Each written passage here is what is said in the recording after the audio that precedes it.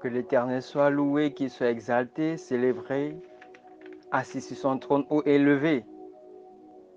Lui qui créa l'homme à son image, à sa ressemblance. Soyez salués de là où vous me recevez en ce moment. Gloire, gloire à l'Éternel des armées.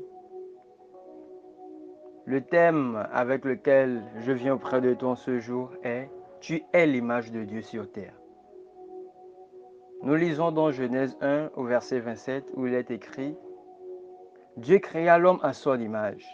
Il le créa à l'image de Dieu. Il créa l'homme et la femme. » Lorsqu'on parle d'image, il s'agit de la copie exacte de quelqu'un ou de quelque chose. Lorsqu'on parle d'image, on voit, on pense et on parle de ressemblance.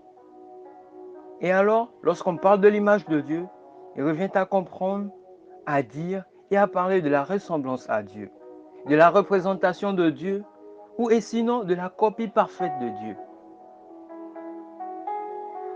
Si tu ne le savais pas, tu es à l'image de Dieu, quand bien même tu vis sur cette terre.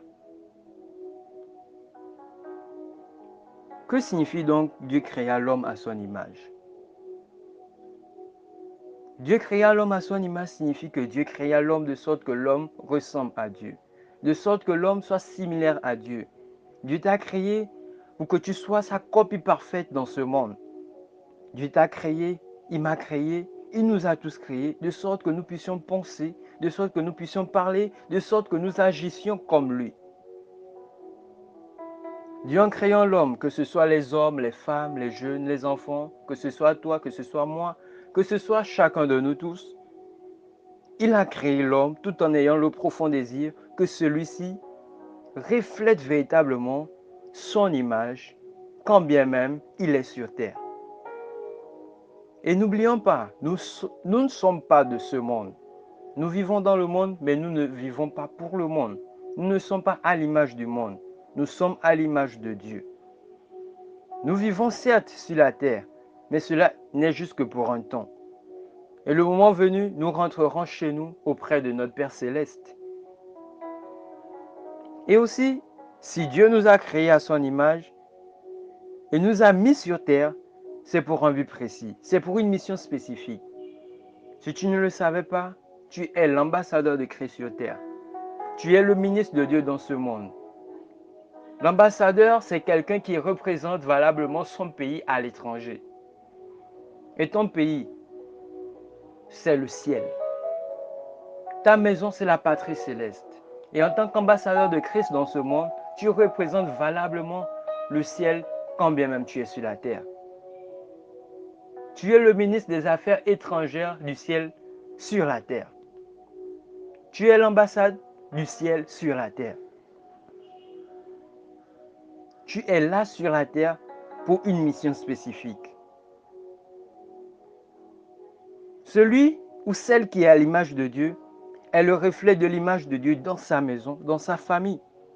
Tu es l'image de Dieu dans ton quartier, dans ton lieu d'études, dans ton église, dans ton voisinage. Tous ceux qui sont à l'image de Dieu sont le reflet de Dieu partout, pour tout et en toutes choses. J'aimerais te poser cette question. Qui est ton Père? Dieu ou le diable? Quelle image reflètes-tu auprès des gens? Lorsque les gens te voient, est-ce qu'ils voient en toi le mensonge? Si tel est le cas, alors tu es fils ou fille du diable. Parce que la Bible nous apprend et nous enseigne et nous rappelle que le père du mensonge, c'est le diable. Si tu es orgueilleux, sache que ton père, c'est le diable. Si tu es rebelle, sache que ton père, c'est le diable. Il est le premier à pratiquer des actes de rébellion. Si tu es amoureux du mal, si tu es ancré au mal, sache que ton père, c'est le diable. Si c'est le cas, alors tu es fils ou fille du diable. Parce que tous ceux qui mènent de pareilles vies sont appelés enfants du diable. Mais si tu reflètes l'amour, la paix, la bonté, la sainteté, si tu reflètes les valeurs du ciel, si tu vis selon la justice de Dieu, si tu vis dans la vérité, si tu mènes une vie selon ce que la parole de Dieu t'enseigne, si ton comportement est semblable, sinon est la copie parfaite de ce que Dieu désire, alors tu es fils ou fille de Dieu. Avant d'aller plus loin dans mes propos ou encore sur ce thème par la grâce de Dieu très prochainement, je t'invite en ce moment même à rentrer en toi-même, à rentrer au-dedans de toi-même et à être sincère avec toi-même. À te poser cette question de savoir est-ce que je suis toujours à l'image de Dieu ou mon image initiale a été corrompue. Pose-toi la question de savoir si l'image avec laquelle Dieu t'a créé est toujours la même avec laquelle tu vis en ce moment. Ou est-ce que le diable a falsifié ton image? Que Dieu nous aide. Shalom, shalom.